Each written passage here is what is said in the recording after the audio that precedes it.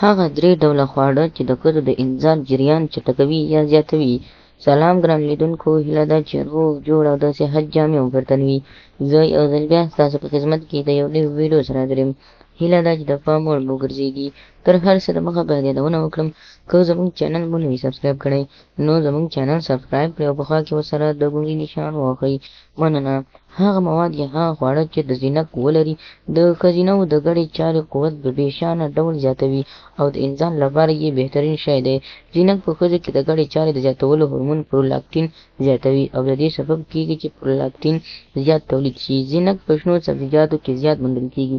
د دې ترڅنګ په سمندري خوړو کې لکه د ماهي په غوښه کې زیات موندل کېږي. نه یوازې چې د ښځو لپاره ګټور دي، بلکې د نارینه‌وو ځانګړي ځواک باندې هم ډېر مثبت تاثیر کوي.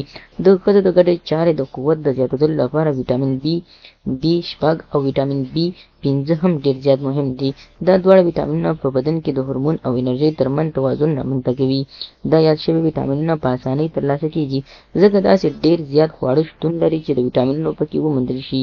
د مثال په ډول هګۍ د دې ویټامینونو تر ټولو بډایه سرچینه ده. د هګۍ ترڅنګ په پالکو، ګازرو او دا ډول نورو موادو کې پرېمانه موندل کېږي.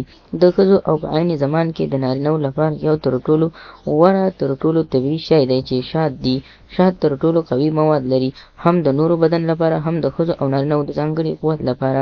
په ښځو کې د ځانګړي قوت لپاره شات حیاتي ارزښت لري. په شاتو کې موجود مواد د ښځو د ګډې چارې هورمون او سروتونین زیاتوي. د نارینه‌وو لپاره همدا ډول تاثیر لري او هم د هغو ځانګړي هورمون زیاتوي. که تاسو غواړئ چې د ښځې د ژر انزالېدو لامل شئ او یا هم ښځه ژر انزال کړي، نو دغه څو خواړه په مېرمنه حتماً وخورئ. نو خدای دې وکړي ملګرو چې زموږ د ویډیو غلط مطلب وانخلئ. زموږ ویډیو لایک کړئ، شیر کړئ او زموږ چینل هم درسره سبسکرایب کړئ.